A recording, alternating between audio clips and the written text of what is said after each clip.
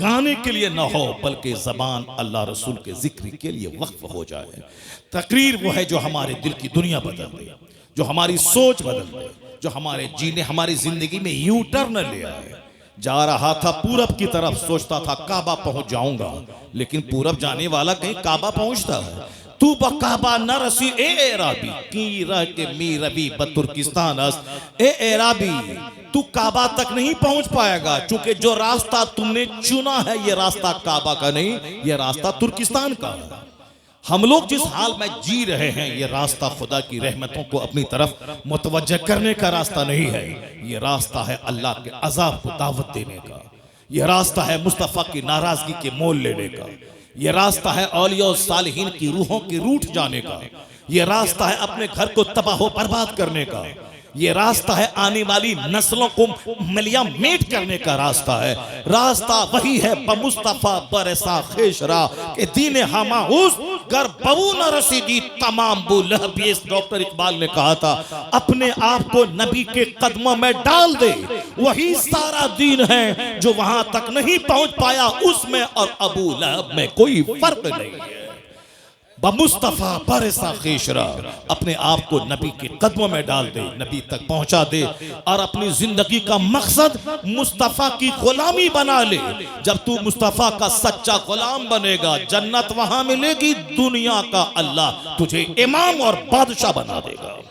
की मोहम्मद से वफा तूने तो हम तेरे हैं, ये जहां चीज है क्या लहो कलम तेरे। जिसको तकरीर सुननी थी वो चला गया, और जिसको हंसना है वो बैठा हुआ है, और ये बैठी हुई है गप करने के लिए बैठी हुई है। चुपचाप खामोशी जबान का ताला, जबान पे खामोशी का ताला लगा ले और मेरी बात गौर से सुन ले। और तुम अच्छी बनेगी, तेरे शौहर भी नेक बन जाएगा, और तुम अच्छी बनी, तेरा बच्चा तो वली और कुतुब पैदा हो जाएगा। तुम घबराती है कि मेरा बेटा मुझको मारता है, मेरा बेटा मुझको मारता है, तेरा बेटा तुझे मारेगा नहीं, तेरा बेटा तेरे पाँव को धो के पिएगा। अगर तुम अच्छी माँ बन गई तो तेरा बेटा तेरे पाँव को चूमेगा, बोलेगा यहाँ चूमने से जन्नत की खुशबू आती है। अगर तुम बच्चों को बता दे कि मुस्तफ़ा क्या है, मुस्तफ़ा की तालीमात क्या है, और ऐसा नहीं होता कि पीर साहब आए हैं तेल से फुकवा दो, जरा पानी फुकवा दो पीर साहब से, हमारा बेटा अच्छा हो जाएगा। पानी से फूकने से बेटा अच्छा होता है, तेल फूकने से बेटा अच्छा होता है। ऐसा पीर साहब आ गए और साहब एक तावीज दे दिया तो बेटा अच्छा हो जाएगा। जो भरम में जी रहे हो इस भरम को हटा दे। पीर का मतलब होता है खुदा का रास्ता दिखाने वाला, पीर का मतलब है मुस्तफ़ा से जोड़ने वाला, पीर का मतलब है जो इस कदर नमाज पढ़े कि उनका मुरीद उसको देख के नमाजी बन जाए। पीर का मतलब है वो इस तरह अल्लाह से डरे रोए कि उनके सजदे को देखकर मुरीदों के सीने का जंग साफ हो जाए। इसके अलावा कोई दूसरा रास्ता नहीं। अगर पीर गुटखा खोर और 100 सिगरेट डेली पिएगा, मुरीद 200 सिगरेट डेली पिएगा। तुम्हारा पीर बोलता है कि तुम बोलते हो मेरे पीर को गुटखा बहुत पसंद है, सिगरेट पसंद है, तुम्हारे पीर को सिगरेट पसंद है, मेरे पीर को बरेली में किताब पसंद है। सुभान अल्लाह। 75 साल की उम्र में भी किताब का मुताला नहीं छोड़ा। उनको लोग तोहफे में किताब देते थे और तुम अपने पीर साहब को तोहफे में सिगरेट देते हो। जो जाहिर सी बात है तुम्हारा कसूर नहीं है, कसूर पीर साहब का है। तुमको जब मालूम है कि मेरे पीर की जो पसंद है वो गिफ्ट देना चाहिए, तो पीर की पसंद है पुड़िया, पीर की पसंद है शुद्ध पलस, पीर की पसंद है पान परा, पीर की पसंद है क्या रजनीगंधा, पीर की पसंद है। तो अब मुरीद वो पसंद वाली चीज लाके देता है। और जब मुरीद देखेगा पीर को पसंद है सजदा, पीर को पसंद है तस्बीह, पीर को पसंद है मुसल्ला, पीर को पसंद है किताब, पीर को पसंद है कुरान की तिलावत, तो वो रजनीगंधा नहीं देगा। मुरीद तस्बीह, मुसल्ला, कुरान पाक, मुसहफ लेके पीर को तोहफा पेश करेगा। तो मेरा मुर्शिद खुश हो जाएगा कुरान पाक की तिलावत से। मेरा मुर्शिद एक बरेली में था, बुढ़ापे में भी किताबों का मुताला नहीं छोड़ता था। जब भी देखा किताब पढ़ता देखा, जब भी देखा वाज़ो नसीहत करता देखा, जब भी देखा अम्र बिल मारूफ करता देखा। अमेरिका में रहे वही दीन की फिक्र, बरेली में रहे वही दीन की फिक्र, बस मुरीदों के बीच रहे वही दीन की फिक्र, तन्हाई में रहे तो जबान पे जिक्र और दुरूद जारी है। वह कौन था? 10 करोड़ मुरीदों का मुर्शिद बरहक अपने वक्त का कुतुब अब्दाल अख्तर रजा का अज़हरी ताजु शरीयत। जब भी देखा मुताला करता देखा, जब भी देखा फतवे का जवाब देता देखा, जब भी देखा मुफ्तियों की झुरमुट में देखा। एक पीर साहब है उस इलाके में, गोंडों की झुरमुट में रहता है, गोंडों की झुरमुट में रहता है। ये लुच्चा, ये लफंगा, ये बरोकर, ये दलाल, ये साहब लठेत, ये मारधाड़ करने वाला, ये चोर, ये ममाली, ये बदमाश, ये साहब बदमाशी का रैकेट चलाने वाला। और लोग बताए दादा पीर साहब को आंख मत दिखाना, उनके इर्द गिर्द जो लोग हैं वह सब बड़े पहुंचे हुए लोग हैं, यानी सब जहन्नम पहुंचे हुए, गुंडे, मर्डरर, हत्यारा, कोई जादव, कोई अंसारी, कोई बाहुबली, ये सारे लोग हैं। जाहिर सी बात है जैसा पीर होगा, जिन लोगों की झुरमुट में रहेगा उसका दिल भी वैसा होगा जो मुफ्तियों की झुरमुट में रहेगा, जो आलिमों की झुरमुट में रहेगा, जो वलियों की झुरमुट में रहेगा, जो अख्ताब की झुरमुट में रहेगा, जो खुद कुतुब होगा वो अख्ताब के झुरमुट में रहेगा। हुजूर सदरुल अफाजिल कभी गोंडा मवाली के साथ नहीं रहे, उनका दोस्त सदरुल शरिया था, उनका दोस्त मलिकुल उलमा था, उनके दोस्त, उनके साहबजादे जो आलिम थे वो थे, उनके अहबाब का एक बड़ा तबका था, अदीबों का, शायरों का, फकीहों का, मुतब्बिरों का।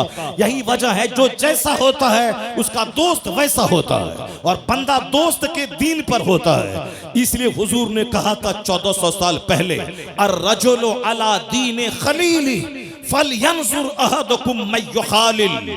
आदमी अपने दोस्त के दीन पर होता है, तो दोस्ती करने से पहले देख लेना कि तेरा दोस्त कैसा है। अगर दीनदार हुआ तो तुझे दीनदार बना देगा, अगर बेदीन हुआ तो तेरा दीन लूट के खा जाएगा। क्या बात है। अर्रजुलु अला दीन Khalili, a man is on the religion of his friend, so watch to whom you befriend। आदमी अपने दोस्त के दीन पर होता है। वाच, देख लो कि तुम किससे दोस्ती कर रहे हो। वह चोर है, चोर बना देगा, बदअकीदा है, बदअकीदा बना देगा, वह ज़िनाकार है, तुझे ज़ानी बना देगा। अगर तेरा दोस्त अल्लाह से डरने वाला नमाजी है तो तुझे नमाजी बना देगा, मुत्तकी बना देगा। अर्रजुलु अला दीन खलीली फलयंजुर अहदुकुम मन युखालिल। बातें हमारी होती रहेंगी, मैं तमहीद यहाँ रोक करके मैं पहले वो चैप्टर में खोलता हूँ जो बात जबान पे आ गई है, ये वरना ये भाग जाएगी और हमारी तकरीर सुन नहीं पाएगी। और इसलिए चुपचाप रहो और तकरीर मेरी गौर से सुनो, और जहां तक मेरी आवाज पहुंच रही, मेरी सारी माँ, सारी बहन, सारी बेटियां वह गौर से इस चैप्टर को सुने। अक्सर व बेशतर मैं इस चैप्टर को रिपीट करता हूं। मैं खिताबत इसलिए नहीं करता हूं कि 100 तकरीर 100 टॉपिक पे हो, नहीं, मैं सिर्फ एक टॉपिक पे तकरीर करना चाहता हूं कि हर महफिल में अगर 5 बंदा जन्नती बन जाए तो मेरा पसीना बहाने की मेहनत वसूल हो जाए। माशाअल्लाह। इसलिए मेरी तमन्ना इस पे रहती। मैं नहीं समझता कि साहब मेरी हर तकरीर में बाज जुमले, बाज हदीस का रिपीटेशन होता है, उससे कोई बहस नहीं। बार बार बोलने से आदमी के दिल में असर होता है, बार बार बोलने से। जब रस्सी कुआं पर बार बार आगे पीछे जाती है तो उस पत्थर में भी निशान पड़ जाता है।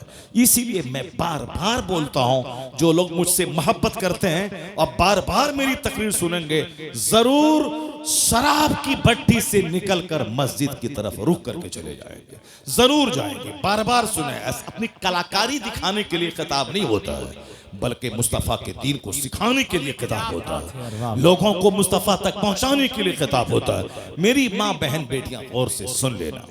तुम्हारे दरवाजे पर आम का पेड़ है, वो आम के पेड़ में 1 लाख तावीज डाल दो, बरेली से, मसूली से, बेलग्राम से, केचौछा से, दिल्ली से, सदरुल अफाजिल की खानका से, आप पीलीभीत शरीफ से, जहाँ जहाँ की खानका है, सब हर जगह से ताबीज़ लिया हो, डाल दो, और ये सोचो कि इस आम के पेड़ से सेब निकल जाए।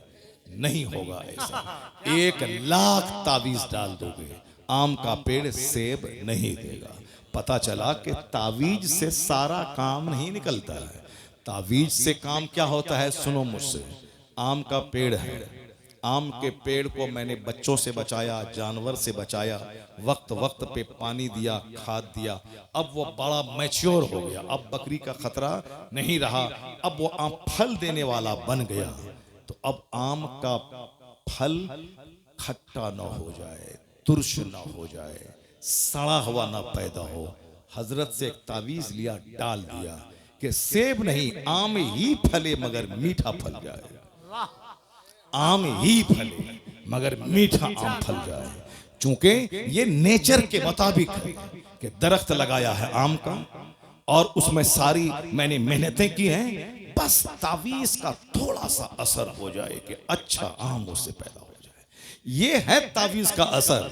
ऐसा नहीं है कि आम के पेड़ से लीची निकल जाए, तावीज से आम के पेड़ से सेब निकल जाए, नहीं होता है। जैसा दरख्त वैसा फल, जैसी जमीन वैसी फसल, और जैसी माँ वैसी औलाद, जैसा बाप जैसा बीज वैसा बच्चा। इसलिए माँ बाप के औलाद अगर नाफरमान हो गई तो वह समझ लें कि 100% हमारा कसूर है। अगर माँ बाप को सताने वाले बच्चे पैदा हो गए तो वह दूसरों के सर पे मत बढ़े कि तुम्हारी वजह से ऐसा हो गया। वह तो कमजोर लोग होते हैं जो अपनी गलती नहीं मानते, वह दूसरों के सर पे मढ़ देते हैं। जैसे बच्चा कमजोरों की जमात है, ये कभी एक्सेप्ट नहीं करेगा हमसे गलती हो गई, ये हमेशा अपने साथी को बोलेगा इस बच्चे ने ऐसा किया है, तुमने यहाँ पत्थर फेंका, नहीं नहीं मैंने नहीं फेंका, इसने फेंका है। ये बच्चों का नेचर है, चूंकि कमजोर है। औरतों का भी नेचर वही है कि वो अगर बीमार पड़ जाए तो वो बोलती है कि शौहर तुम्हारी वजह से मैं बीमार पड़ी हूँ। उसको नज़ला जुकाम भी हो जाए वो हमसे कहती है तुम्हारी वजह से नज़ला हुआ, वह तुम्हारी वजह से नज़ला हुआ। उस यानी वो सारा अपना कसूर मानती ही नहीं, वो सारा कसूर शौहर का है। तुम ऐसा खाना क्यों बना, तुम्हारी वजह से हुआ। ये ऐसा काम क्यों खराब हो गया, तुम्हारी वजह से हो गया। अब ये शौहर बेचारा चौड़ा सीना लेके रहता है, चलो इसमें सब समा जाए, तुम्हारी जिद समा जाए, तुम्हारी तकरार समा जाए, सब समा जाए। इसीलिए इसमें सब समा जाता है, सारा काम घर का बना रहता है और घर से बाहर बात नहीं फैलती है। वरना अगर घर से बाहर बात जाने को रहे, शौहर का दिल अगर बड़ा ना रहे तो रोजाना लड़ाई झगड़े की आवाज घर से बाहर जाएगी, साहब मार धाड़ की आवाज घर से बाहर निकलेगी। वो तो शौहर का दिल अल्लाह ने इतना बड़ा बनाया है कि जैसे कोई गंगा नदी हो, उसमें मुरादाबाद का सारा कचरा समा जाता है, उसी तरह इसमें सब समा जाता है। उसकी जीद, उसके तकरार, उसकी लड़ाई, उसका झगड़ा सब समा जाता है इसमें। इतना चौड़ा है, वरना डेली लड़ाई हो और डेली झगड़ा हो और सारे समाज के लोग दीवार में कान लगा के लड़ाई की आवाज सुने, नहीं होता है ऐसा। वो नाकिसुल अक्ल है, उसके पास अक्ल कम है, मगर अल्लाह ने मर्द को ताकतवर बनाया है। और हुजूर ने कहा है ये टेढ़ी पसली से पैदा हुई है, इसको सीधा करने की कोशिश मत करना, सीधा करना चाहोगे तो टूट जाएगी और टूटना तलाक है, समाज बर्बाद हो जाएगा। उसी हालत में रहने दे, बड़े काम की चीज है, बस उसी हालत में रहने दे, फायदा हासिल कर। ये तेरे घर की निगरानी करती है, तेरे बच्चों की परवरिश करती है, तुम्हारी राहत का सामान पहुंचाती है, तुमको गुनाहों से बचाती है। तू रहे 5 साल परदेश में, तेरे घर की सुरक्षा करती है, बहुत काम की चीज है, काम की चीज है। इसीलिए उसी हालत में रहने दे, फायदा हासिल कर, वरना सीधा करना चाहेगा तो टूट जाएगी, टूटना तलाक है, सारा घर बिगड़ जाएगा। ये मुस्तफा का कानून है कि आज घर आबाद है, सोसाइटी आबाद है, समाज आबाद है, इसलिए कि हुजूर ने जो कहा है उस पर अमल करने की वजह से लड़ाइयां कम हो रही हैं, सब्र की वजह से घर आबाद हो रहा है। जी जी, आकाए तोहार इस्लाम का फरमान है, सरकार ने एक अच्छी लाइफ गुजारने का जो फॉर्मूला दिया, अब जरा गौर से सुन लो। औरतों की तालीम पे इस्लाम ने क्यों जोर दिया, एक घर को सजाने संवारने में औरतों का कैसा हाथ रहता है। एक बड़ी हदीस में पढ़ता हूँ, क्योंकि ये महीना अकाल इस्लाम की सीरत का भी है। ये महीना माह रबीउल नूर खत्म हो गया, अब रबीउल आखिर अब कल परसों से शुरू होने वाला, मगर चूंकि सारी जिंदगी सरकार की सीरत बयान की जाएगी। ऐसा नहीं कि 12वीं के महीने में ही ईद मिलादुन नबी हमेशा मनाया जाएगा। कभी सरकार की तालीमात से हम बेनियाज नहीं हो सकते। दुनिया का सारा काम एक सिस्टम से होता है और उसी सिस्टम पर मैं थोड़ी देर बात करता हूं। उसके बाद अगर आप कहेंगे थोड़ी देर और तकरीर कीजिए, तकरीर आपने शुरू नहीं की है तो फिर मैं तकरीर शुरू करूंगा, लेकिन अगर आप बोले कि नहीं अब खत्म कर दिए तो मैं तकरीर खत्म कर दूंगा। मगर मेरा एक पैराग्राफ सुन के जरूर आप जाइए, मेरी माँ बहन भी गौर से सुन लें। वह तकरीर का एक पैराग्राफ यही है कि दुनिया का सारा काम एक सिस्टम से होता है, सिस्टम से हट के नहीं होता है। जज्बात में चलो मारो जो होगा देखा जाएगा, नहीं नहीं, हिकमत से, तदबीर से सारा काम होता है। अल्लाह ने आसमान बनाया बगैर खंबे के खड़ा, अल्लाह ने इस जमीन को समंदर पानी पे बनाया, ये जमीन में को करार हो उसके लिए अल्लाह ने पहाड़ का खूंटा बनाया ताकि जमीन हिले नहीं, एक सिस्टम है। अल्लाह ने सूरज बनाया ताकि सारी जमीन रोशन हो। अल्लाह ने रात में सूरज के छुपाने के बाद चांद दिया है ताकि लोगों का वहशत से सीना फट न जाए। ये सारा एक सिस्टम है। अल्लाह ने हमारे ऑक्सीजन के लिए दरख्त को पैदा किया, ये सिस्टम का हिस्सा है। अल्लाह ने हमारे लिए रोटी और चावल दिया, अल्लाह ने हमारे लिए वेजिटेबल्स पैदा किया, मगर हमारे जिस्म को गोश्त भी चाहिए, इसीलिए अल्लाह ने परिंदों को पैदा किया, अल्लाह ने जानवरों को पैदा किया। ये मुर्ग हमारे लिए, ये परिंदे हमारे लिए, ताकि सब्जी ही नहीं तुम्हें गोश्त भी खाना है, और गोश्त ही से काम नहीं चलेगा, तुम्हें मछली भी खाना है। इसलिए अल्लाह ने मछली जैसी जबरदस्त मखलूक को समंदर में पैदा किया ताकि कभी मछली खाओ, कभी गोश्त खाओ, कभी सब्जी खाओ, कभी कद्दू खाओ। ये और बात है कि सब्जियों में बाज सब्जियां बहुत ज्यादा फायदामंद है, ये और बात है कि गोश्त में बाज गोश्त बहुत फायदामंद है, ये और बात है कि मछलियों में बाज मछलियां बहुत फायदामंद है। जैसे एक मछली हमारे इलाके में उसको कहा जाता है निरोग मछली, उसको सिंगी मछली बोलते हैं। अब पता नहीं यहाँ क्या बोला जाता है, 700-800 रुपए केजी मछली मिलती है, लोग उसे खरीद के खाते हैं चूंकि वो मछली में बहुत विटामिन है और बीमार लोग जूद हजम है वो मछली। कद्दू सब्जियों में सबसे सुपीरियर सब्जी है कद्दू। कद्दू बहुत जल्द हजम हो जाने वाले सब्जी, और यह सरकार की पसंद भी है, और सर्दी के लिए भी मुफीद है, गर्मी के लिए भी मुफीद है, हर मौसम के लिए मुफीद है। कद्दू जिसको आप लौकी कहते हैं, वह सब्जी बहुत जबरदस्त, उसका कोई जवाब नहीं है। अपने घर में उसको आदतन इस्तेमाल करें, जो सब सस्ती भी है और जबरदस्त भी है। उसके साथ जिसको भी मिक्स करते हैं सब में लाजवाब काम करता है वो। जैसे उसमें मछली में डाल दें तो भी सुपीरियर है, गोश्त में डाल दें तो जबरदस्त है, और साहब उसमें चना का दाल डाल दें तो भी जबरदस्त है। यानी ये कद्दू लाजवाब, क्योंकि मुस्तफ़ा की पसंद है, और जो मुस्तफ़ा की पसंद है वो लाजवाब पसंद है।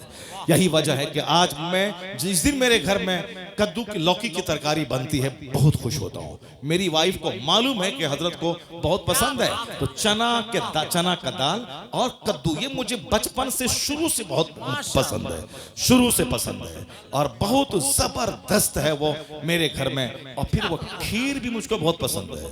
यही वजह है कि अभी शुगर 7-8 साल से शुगर हो गए, मगर उसके बावजूद मैं खीर छोड़ता नहीं हूँ, और मेरे घर में खीर बनाई जाती है और मैं खाता हूँ। और अल्हम्दुलिल्लाह शुगर को झूठा साबित कर देता हूँ कि लोग कहते हैं कि शुगर होने के बाद रोजा रखने में परेशानी हो रही, और 8 साल हो गए एक रोजा नहीं छोड़ा, अल्हम्दुलिल्लाह एक रोजा नहीं, और कोई परेशानी नहीं होती है। और शुगर वाले को कहते हैं कि भाई इसको हर 1 घंटे के बाद खाना चाहिए, डॉक्टर बताते हैं, और कहते हैं कि हमेशा पानी पीना हल्का सूखता रहता है। मगर मैं 2.5 घंटे तकरीर किया हूँ, और अभी भी आज 2 घंटे तकरीर करूंगा मैं, चाहे तुम भाग जाओ, चाहे कोई यहाँ नहीं रहेगा, सब कोई नहीं रहेगा, मैं तकरीर करूंगा 2 घंटा।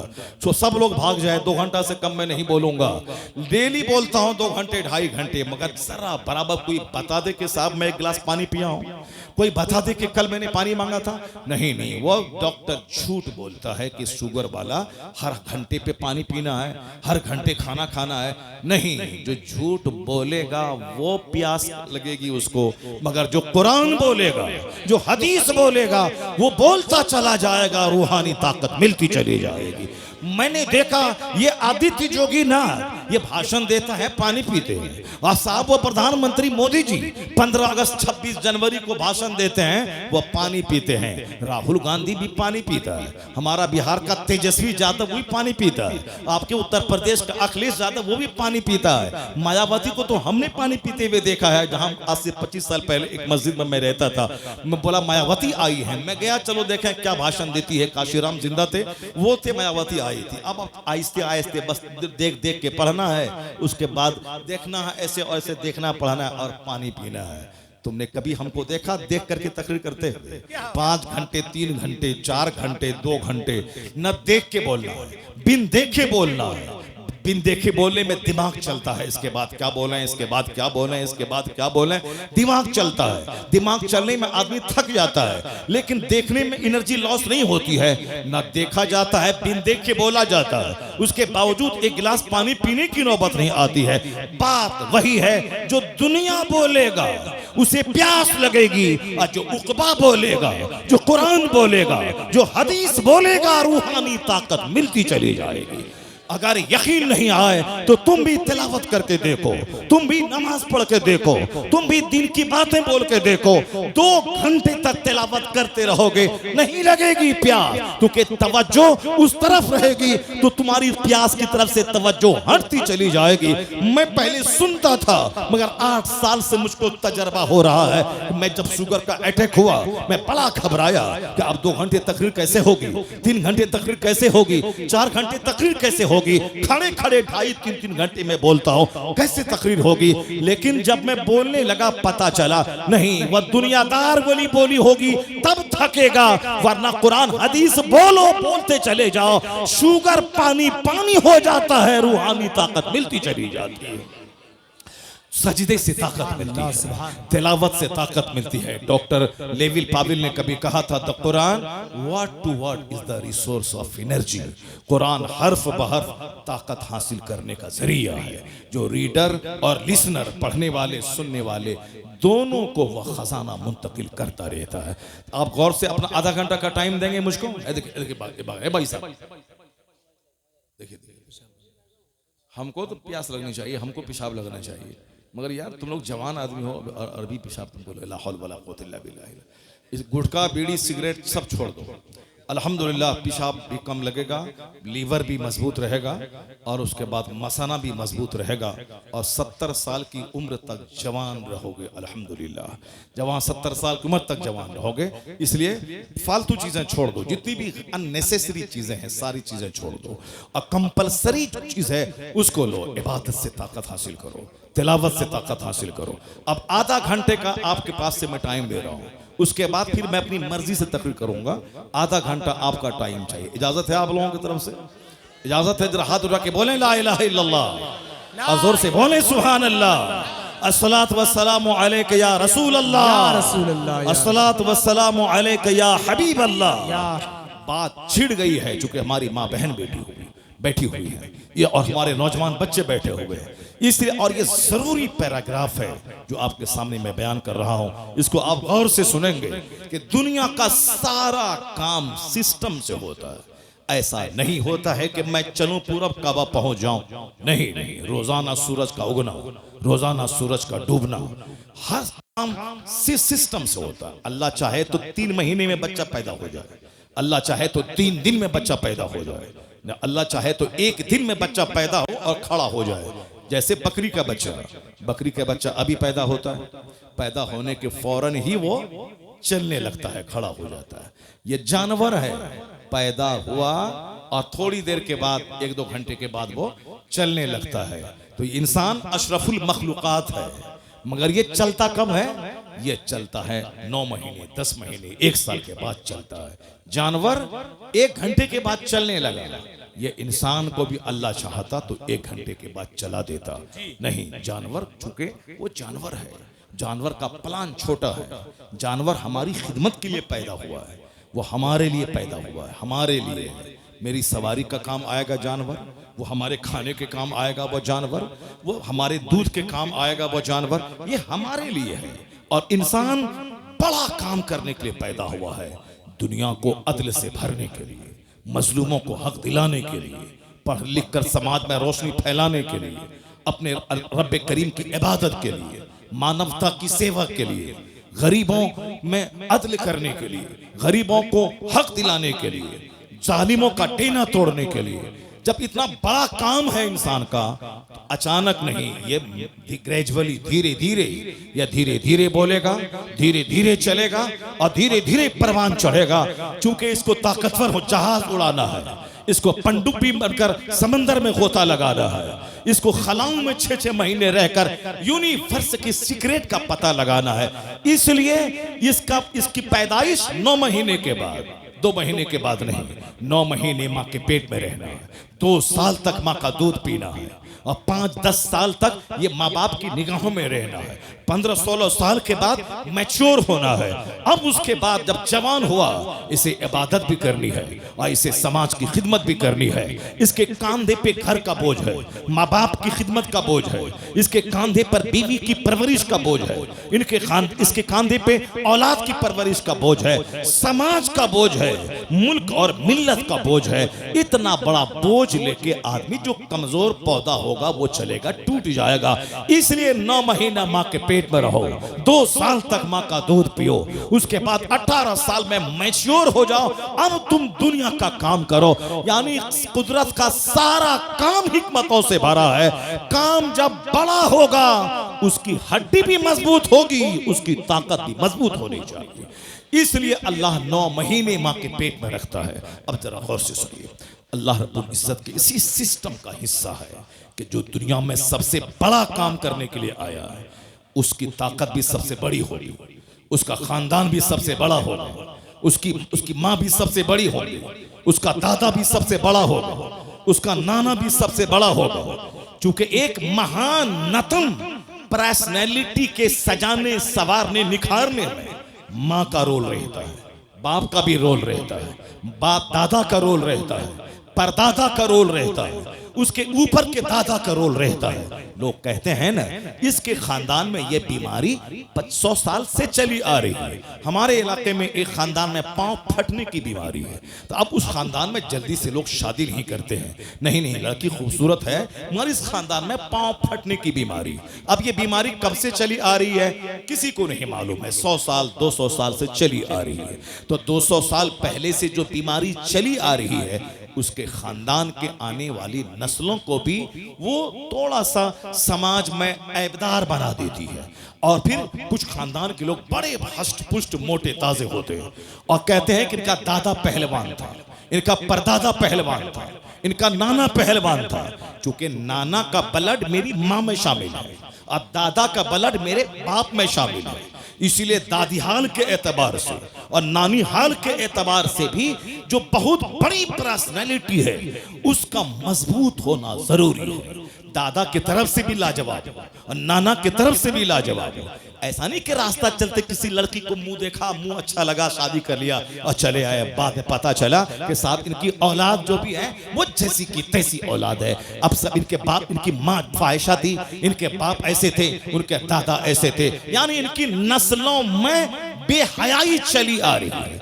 आज हमारे बच्चे छोकरे वो नेट चलाने वाले, सिनेमा देखने वाले, बस सिर्फ मुंह देखता है कि मुंह का रंग गोरा है कि नहीं है, नाक लंबी है कि नहीं है। आपके उत्तर प्रदेश में क्या है ये हमको मालूम नहीं है, पर हमारे बिहार में यह है कि आंख बड़ी बड़ी होनी चाहिए, नाक लंबी होनी चाहिए, चेहरे पे गोश्त भरा होना चाहिए और फिट 5 फीट से ऊपर की लंबी होनी चाहिए। वह ठगनी वाली नहीं चाहिए और पतली दुबली नहीं चाहिए। आजकल थोड़ी सी मोटी चाहिए। पहले लोग समझते थे नहीं साहब पतली दुबली ये हुस्न में शामिल है, लेकिन आज नजरिया बदल गया है। आजकल मोटी ताजी, माँ भी कहती है कि मोटी ताजी दुल्हन हो ताकि घर में खूब मेहनत से काम करे, सुबह से लेकर शाम तक बिल्कुल नौकरानी की तरह काम करती रहे। जैसे कि वो अपने माँ बाप से आई है, वह शौहर के लिए नहीं आई है, सास के लिए आई है। वह पोछा लगाए, झाड़ू लगाए, कपड़ा धोए, सास का पांव दबाए, घर के सारे लोगों की नौकरानी बनकर खिदमत करती रहे।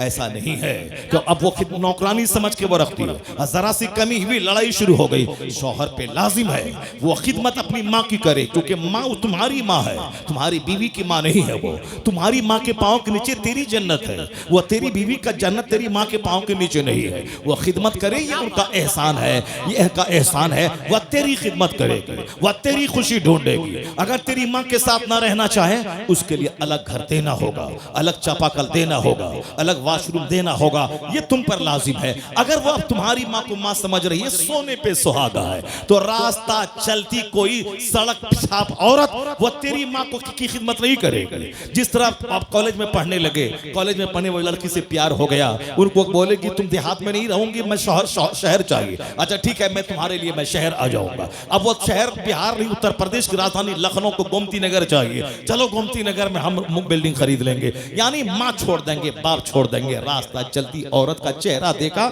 माँ बाप सब छोड़ दिया, लेकिन अगर दीन तुम्हारे पास रहेगा, अगर वो लड़की बोले कि माँ बाप समाज छोड़ दे, तुम क्या बोलोगे? तेरी तरह अगर लड़की हो तो तुम 5-4 शादी मैं कर सकता हूं, शरीयत इजाजत दिया है, तू भागे या तुझको मैं छोड़ दूं 4 शादी एट ए टाइम।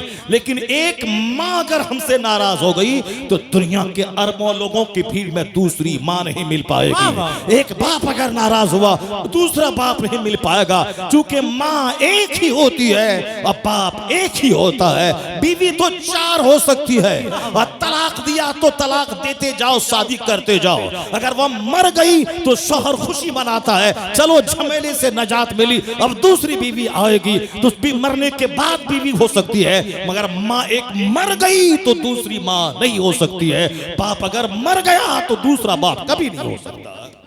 इसलिए माँ ना छूटे, बाप ना छूटे, बीवी छूटे छूटे, मगर माँ ना छूटे, बाप ना छूटे। बीवी का चेहरा देखेगा तो हज का सवाब नहीं मिलेगा, मजा मिलेगा, मगर माँ का चेहरा देखेगा तो हज मबरूर का अजर मिलता रहेगा। बाप का चेहरा देखेगा तो हज मबरूर का अजर मिलेगा। इसलिए सुबह सवेरे माँ के पास जाके 100 बार उसका चेहरा दे, 100 हज का सवाब मिल जाएगा। और ऐसा भी नहीं है कि माँ का चेहरा देखिए, हज कमा के आइए और बीवी को लाठी से मारते रहिए। नहीं नहीं, सरकार रहमत है माँ के लिए भी, सरकार रहमत है बीवी के लिए भी। हुजूर ने जहां कहा बीवी का चेहरा देखो तो हज का सवाब मिलेगा, वहीं हुजूर ने यह भी कहा बीवी के मुंह में लुकमा डालो तो हर लुकमे के बदले में सवाब मिलेगा। सुभान अल्लाह, क्या बात। अब यहाँ अध कपारी लोग होते हैं, आधा दिमाग होता है। माँ की तरफ गया तो बाप बीवी को मारना शुरू कर दिया, और कोई बीवी की मोहब्बत में लूटा तो माँ को छोड़ दिया। तो इस्लाम ये नहीं कहता कि वन साइडेड हो जाओ, इस्लाम ये कहता है बीवी को बीवी की तरह सम्मान दो, माँ को माँ की तरह सम्मान दो। तेरे घर में रहमतों के फूल खिलते रहेंगे, आसमान से रहमतों की बारिश होती रहेगी। और तुम मर्द हो, बीवी कुछ बोले माँ के खिलाफ सह लेना, माँ बोले बीवी के खिलाफ सह लेना, घर तुम्हारा ऐसे चलता रहेगा। अगर माँ की बात में बीवी से टकराए तब तो फिर तुम्हारा सुकून खत्म हो जाएगा, और बीवी की बात में अगर माँ से टकराए तब तो तेरी दुनिया और आखिरत दोनों बर्बाद हो जाएगी। बीवी इसको कुछ पैसा दे तो माँ को मत बताओ कि 10,000 दिए हैं, और माँ को 10,000 दो तो बीवी को दिखा के मत बताना, वरना सर के सारे बाल तेरे खत्म हो जाएंगे। इसलिए उनको मत बताना कि मैंने माँ को 10,000 दिया है, माँ को 10,000 दिया है, बीवी को खबर ना मिले, और बीवी को 10,000 दिया है, माँ को खबर ना हो। एक कामयाब आदमी की तरह मुस्कुराते रहना, घर में माँ का भी प्यार मिलेगा, बीवी का भी प्यार मिलेगा, सुन्नत पे अमल होगा, घर मिसले जन्नत के बन जाएगा। बस इस चैप्टर को गौर से सुन लीजिए। बात से बात पैदा होती है, दूसरी बात निकल जाती है, मगर हमारा चैप्टर वही है कि बहुत बड़ा काम करने के लिए सिर्फ चेहरा नहीं देखना है, बल्कि कैरेक्टर देखना है, किरदार देखना है, आदत व अतवार देखना है, और हड्डी देखनी है, ब्लड देखना है, माँ को देखना है, उसकी दादी को देखना है। और आज कहाँ देखा जाता है, मगर जो दुनिया का सबसे महान नस्म इंसान है, जो दुनिया का सबसे अजीम तरीन शख्सियत है दुनिया की, उसका नाम है मोहम्मद अरबी सल्लल्लाहु अलैहि वसल्लम। I can not find any other man in history like Muhammad. मैं पूरे मानव इतिहास में मुस्तफा का जवाब नहीं पाता। यूरोप का दानिश्वर कहता है he is the only man in history who was supremely successful on both levels, religious and secular. इंसाफ, सियासत और मजहब दोनों सतह पर इस रुए जमीन की सबसे लाजवाब शख्सियत का नाम मोहम्मद अरबी अलैहिस्सलाम है।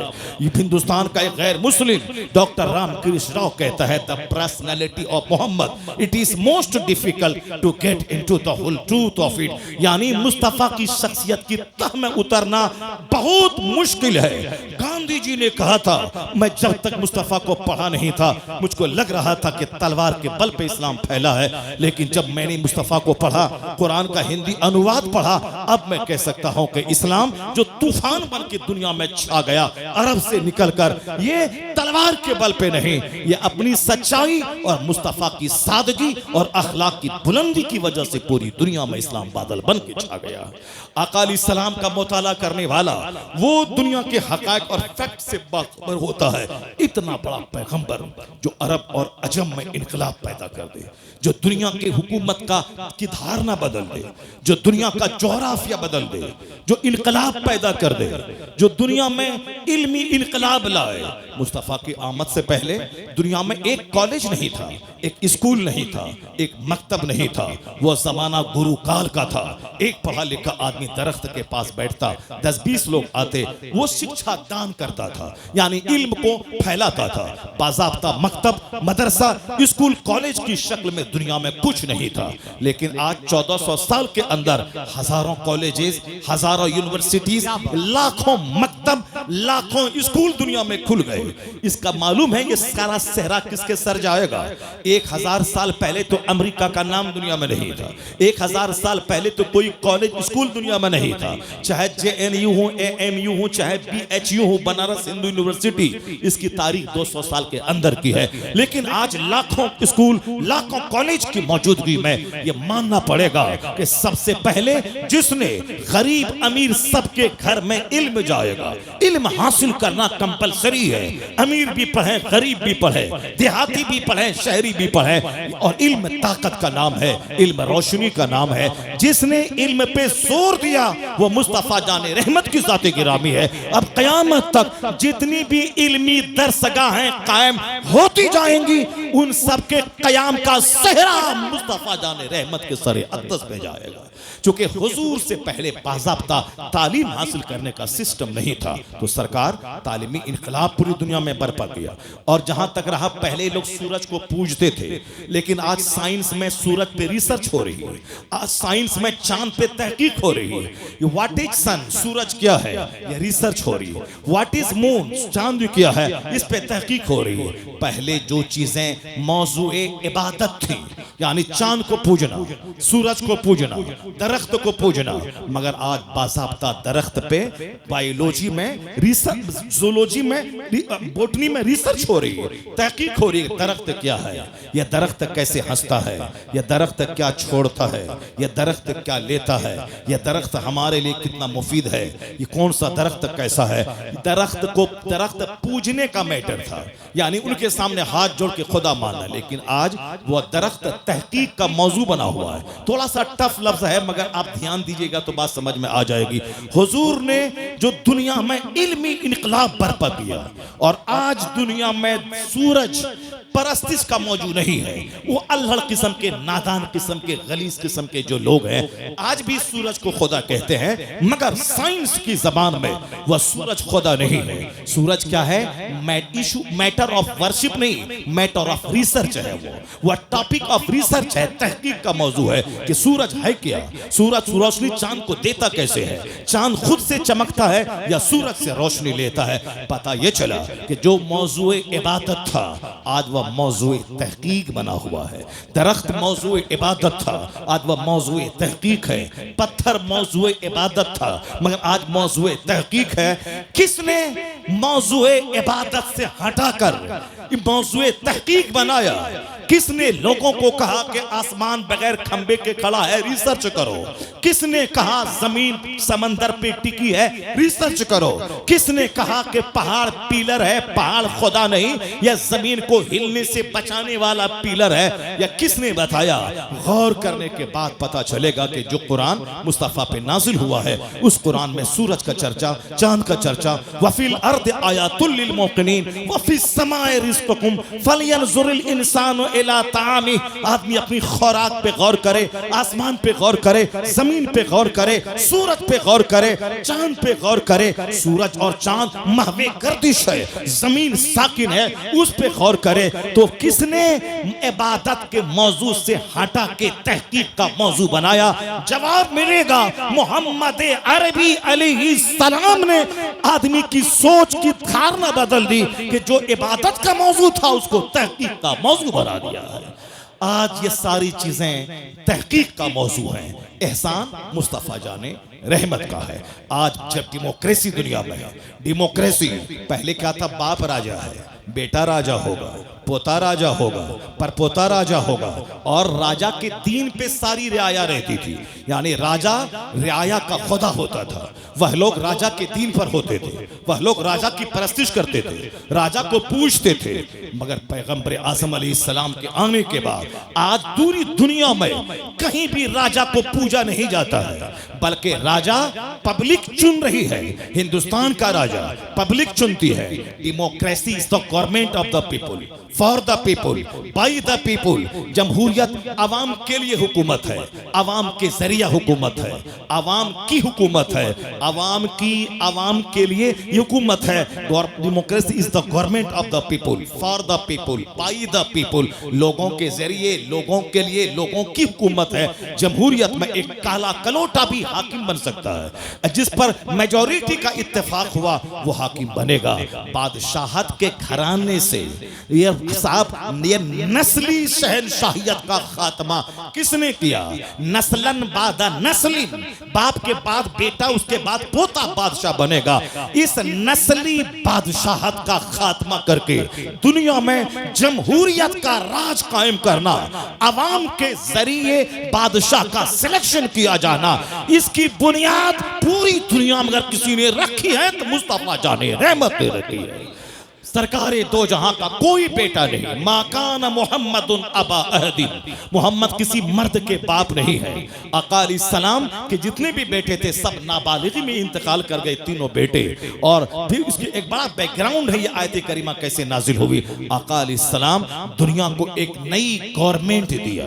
पूरी दुनिया में आज पब्लिक के जरिया सिद्दीक अकबर का इंतखाब हुआ। सरकार का खलीफा कौन होगा? सिद्दीक अकबर बने। हजरत उमर फारूक बाज़ाब्ता एक कमेटी के जरिए सिद्दीक अकबर ने सबकी राय मालूम करके तब उमर फारूक को खलीफा बनाया। उमर फारूक की शहादत के बाद बाज़ाब्ता अवाम की राय से हजरत उस्मान गनी का इंतखाब हुआ। यानी जमहूरियत का कि पब्लिक अपना बादशाह चुनेगी। आज अगर अमेरिका से लेके मलेशिया तक दुनिया में नस्ली बादशाहत का खात्मा हो गया है, अवामी हुकूमत कायम हुई है। इसको कायम करने वाली हस्ती का नाम मोहम्मद अरबी अलैहिस्सलाम। इसलिए यूरोप का दानिश्वर कहता है, I can not find any other man in history like Muhammad. मैं पूरे मानव इतिहास में मुस्तफा का जवाब नहीं पाता हूं। मैंने सिर्फ एक झलक आपको दिखाया है कि हुजूर ने दुनिया को क्या दिया है, हुजूर ने दुनिया में क्या तब्दीली पैदा की है। इतना बड़ा इनकलाबी पैगंबर, कयामत तक अब कोई नबी नहीं आएगा। सारे पैगंबरों के सरदार बनकर मुस्तफा आ रहे हैं। अब इनके बाद कोई पैगंबर नहीं आएगा। पहले 50 गांव में 50 पैगंबर आते थे, हर गांव के अलग अलग पैगंबर होते थे, लेकिन अब फाइनल प्रॉफिट बन के हमारे पैगंबर आ गए। अब कयामत तक का आखिरी पैगंबर, इसी का दीन रहेगा, इसी का संविधान चलेगा, इसी के तौर तरीके चलेंगे। जब इतना बड़ा पैगंबर के अमेरिका में इसका दीन, यूरोप में इसका दीन, ऑस्ट्रेलिया में इसका दीन, वही एक नमाज यूरोप में, वही एक नमाज अमेरिका में, वही एक नमाज अफ्रीका में, वही एक नमाज अरब में, वही एक नमाज अजम में। यानी जब पूरी दुनिया में एक निकाह, एक खुला, एक तलाक का तरीका, कानून मोहम्मद पूरी दुनिया में चलेगा। इतना बड़ा पैगंबर इंडिया में पैदा नहीं हुआ। इतना बड़ा पैगंबर जो दुनिया को बदलने वाला हो, इनकलाब लाने वाला हो। अल्लाह ने उसे अमेरिका में नहीं पैदा किया, अल्लाह ने उसे पाकिस्तान में नहीं बनाया, अल्लाह ने उसे बांग्लादेश में नहीं भेजा। जो दुनिया का सबसे महान पैगंबर हो, उसके लिए जगह भी सबसे ज्यादा सुपीरियर होनी चाहिए। वह जगह जहां की मिट्टी से बलवान पहलवान पैदा होते हो, वह जगह जहां की मिट्टी से जबरदस्त क्वालिटी के इंसान पैदा होते हो।